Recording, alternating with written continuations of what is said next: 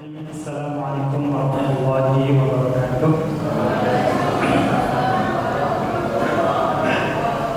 Innal hamdalillah nahmaduhu wa nasta'inuhu wa nastaghfiruhu wa natubu ilayh wa na'udzu billahi min shururi anfusina wa sayyiati a'malina may yahdihillahu fala mudilla lahu wa may yudlil fala hadiya lahu. Asyhadu an la ilaha illallah wahdahu la syarika lahu wa asyhadu anna Muhammadan 'abduhu wa rasuluhu la nabiyya lahu wa rasulun ba'dahu. Qala ta'ala fi kitabihil aziz, a'udzu billahi minasyaitonir rajim. Ya ayyuhan nasu ittaqu rabbakum alladzi khalaqakum min nafsin wahidah wa khalaqa minha zawjaha wa batha minhuma rijalan katsiran wa nisaa'a wattaqullaha alladzi tasaaluna bihi wal arham innallaha kana 'alaikum raqiba. Tiada kata yang pantas kita panjatkan menaikkan puji dan syukur kepada Allah Subhanahu wa taala yang telah memberikan begitu banyak kenikmatan kepada kita semuanya, terutama nikmat iman Islam, sehingga pada kesempatan malam hari ini, malam yang keberapa? Yang ke 11. Malam ke-11, alhamdulillah Allah masih limpahkan kepada kita untuk meramaikan masjid, yaitu di Masjid Al-Amin yang kita cintai insyaallah. Berikutnya salat dan salam senantiasa terlimpah curahkan kepada baginda Rasulullah Muhammad SAW beserta keluarga, sahabat, tabi'in, tabi'ut tabi'in, dan tentu kita berdoa semoga senantiasa dapat mengikuti sunnah-sunnah yang beliau bawa hingga akhir zaman nanti, amin. Jamaah salat Isya dan tarawih rahimani wa rahmatullah, bapak-bapak, ibu-ibu, dan anak-anakku yang di belakang sana. Berbicara tentang kisah Nabi itu selalu menjadi hal yang menarik. Dan pada malam hari ini ada satu kisah yang datang dari selain negeri Arab, yaitu dari Persia, dari Asfahan. Seorang pemuda yang pemuda ini menjadi pemuda yang istimewa di mata Nabi sebagai sahabat yang terkemuka, dan juga kelak sahabat ini menjadi ahlul baitnya Nabi. Siapa sahabat Nabi ini? Yaitu Salman Al-Farisi, sang pencari kebenaran. Oke, mungkin saya mau tanya sama anak-anakku yang di belakang. Kalau kita mendengar nama Salman Al-Farisi, yang terbersit dalam benak kita apa? Yang anak-anak aja. Kalau dengar nama Salman, yang terbersit di kita apa? Siapa? Sosok seperti apa?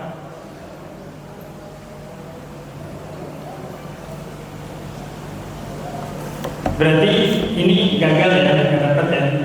Udah ada dua ini gagal. Baik, Salman Al-Farisi, sang pencari kebenaran.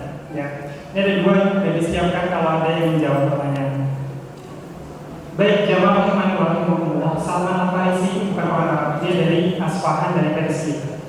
Dia lahir dari keluarga petani yang kaya raya lagi terpandang. Ayahnya sebagai petani peternak, ya. Dan Salman ini sebagai anak yang taat kepada orang tuanya, sehingga di masa kecil Salman orang tuanya adalah penyembah api. Penyembah api itu agamanya apa ya, Nak? Agamanya apa? Majusi. Ya, udah dijawab ya kelamaan punya. Agama Majusi itu menyembah api. Jadi Salman kecil yang taat sama orang tuanya itu diberikan tugas untuk menjaga api supaya apinya ini terus menyala, tidak ada. Namun pada suatu ketika ayahnya nggak bisa datang ke perkebunan dan peternakannya, maka kemudian ayahnya berinisiatif untuk memutus Salman pergi ke perkebunannya itu. Maka bagi Salman sebagai anak kesayangan, anak berbakti, di rumah terus, nggak pernah diizinkan untuk keluar, maka ini menjadi kesempatan bagi Salman untuk keluar rumah. Namun sebelum mencapai kepada perkebunannya itu, Salman melihat sebuah gereja yang di dalamnya ada suara-suara yang menggetarkan hati Salman. Ini ada suara doa-doa, ini ada suara orang bergemuruh memanjatkan doa. Lalu dengan penasaran yang begitu dalam sebagai sang pencari kebenaran, maka Salman mendatangi gereja. Lalu apa yang dilakukan Salman? Ikut dalam doa di dalam gereja itu, ya. Kemudian bertanya kepada pendeta yang ada di situ, wahai pendeta, saya tertarik dengan agama ini. Agama Nasrani ini lebih bagus daripada Majusi. Tolong beritahu aku, dari mana asalnya agama ini?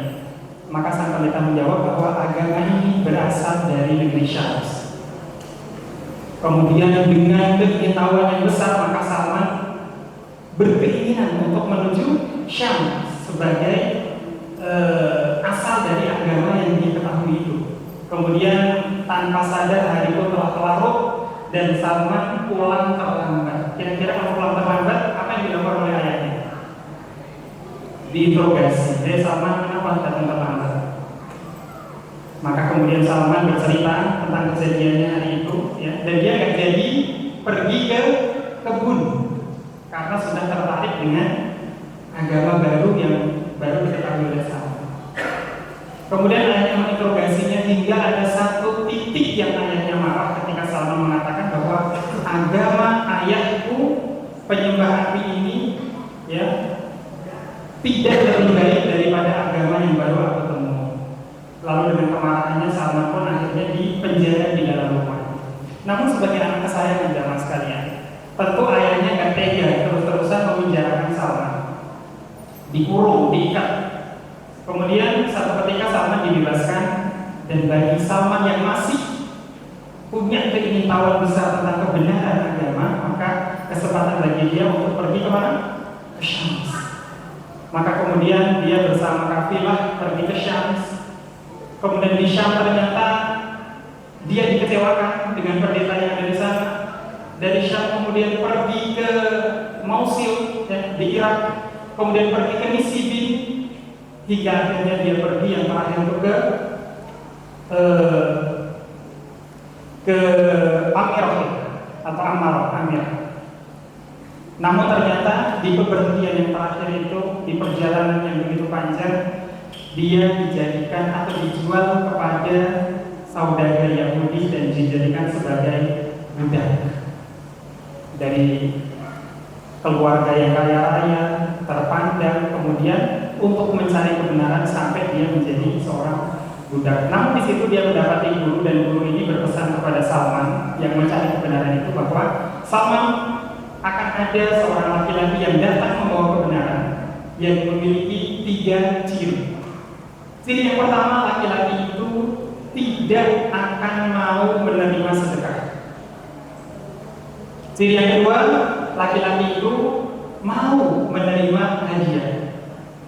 Dan yang ketiga cirinya, laki-laki itu memiliki tanda kenabian di punggung di antara 2 bahunya.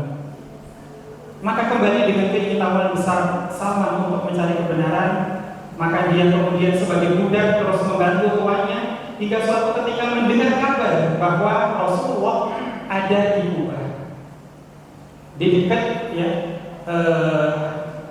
tempat ya Salman berada.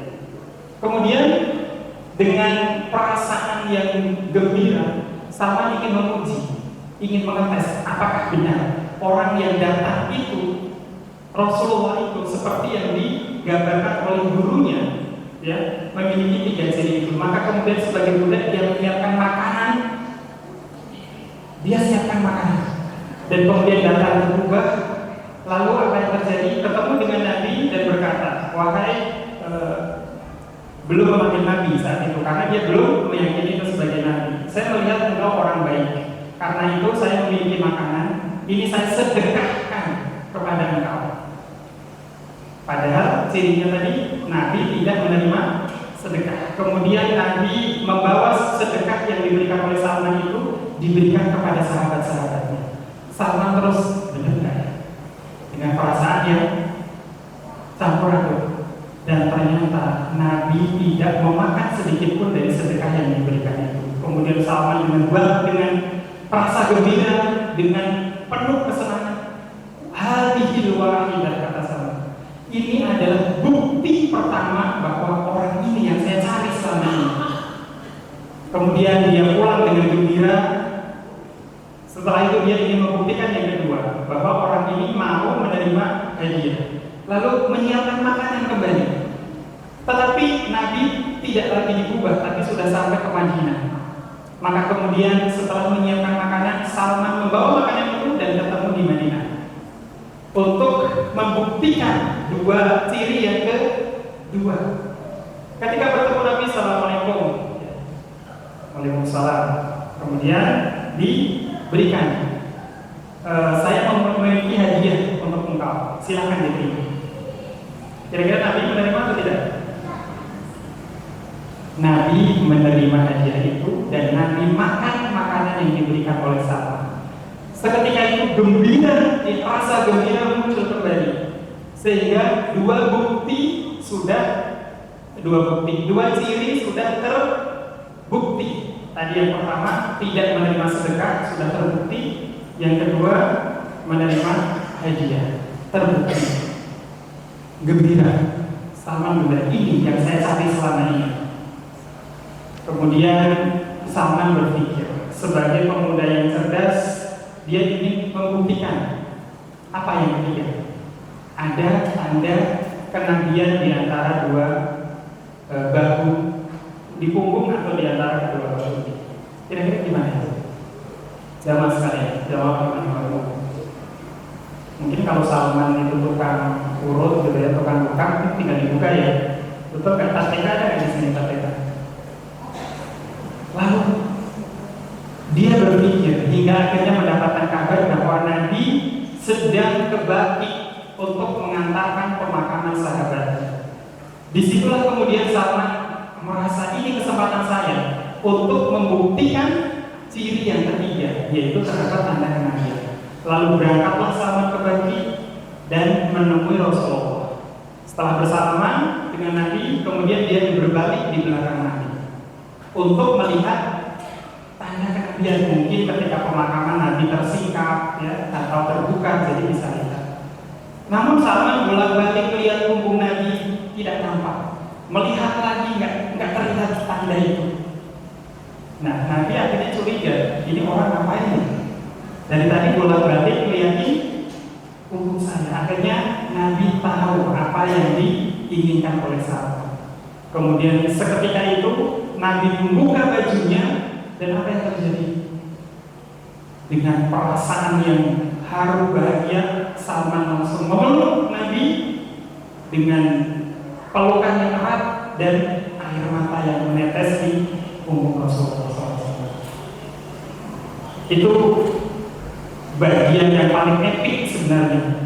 Ya, ketika Salman selama ini mencari kebenaran, mulai dari dipenjara oleh orang tuanya, pergi ke Syam, pergi lagi ke Mosul, Pernisipin, sampai ke Amr, sampai menjadi budak untuk mencari idola, untuk mencari kebenaran agama. Dan hari itu ketemu oleh atau dipertemukan oleh Rasulullah SAW. Kira-kira perasaannya gimana, Bapak Ibu?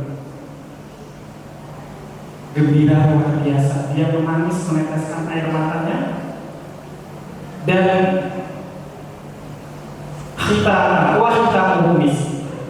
Dan endingnya adalah bau kasturi yang muncul dari tubuh Nabi. Dan perjuangan Salman ya, itu tidak sia-sia. Karenanya kemudian Nabi SAW meminta Salman, tahawal, maju sini. Sebenarnya apa yang membuatmu seperti ini? Mulai dari memberikan sedekah, memberikan hadiah, sampai ingin melihat tanda kenabian itu. Kemudian Salman bercerita ya, dari Persia, kemudian hingga akhirnya sampai ketemu Nabi. Maka kemudian tidak mengherankan kalau Ali bin Abi Thalib mengatakan Salman minna, Salman min ahli baiti. Salman itu adalah bagian dari kami, dan Salman adalah bagian dari keluarga kami. Karenanya itu bahasa sekarang mungkin itu follower sejati. Jadi follower atau orang yang cinta itu bukan terbatas pada retorika saja, tetapi dibuktikan dalam perjuangan-perjuangan yang nyata, yaitu perjuangannya Salman Al-Farisi. Demikian Bapak Ibu sekalian yang kami sampaikan, kisah tentang sang pejuang kebenaran, sang pencari kebenaran, yaitu Salman Al-Farisi untuk menemui atau mencari kebenaran Islam. Semoga memberikan manfaat untuk kita semua. Subhanallahumma wa bihamdika asyhadu an la ilaha illa anta astaghfiruka wa atubu ilaik. Wassalamualaikum warahmatullahi wabarakatuh.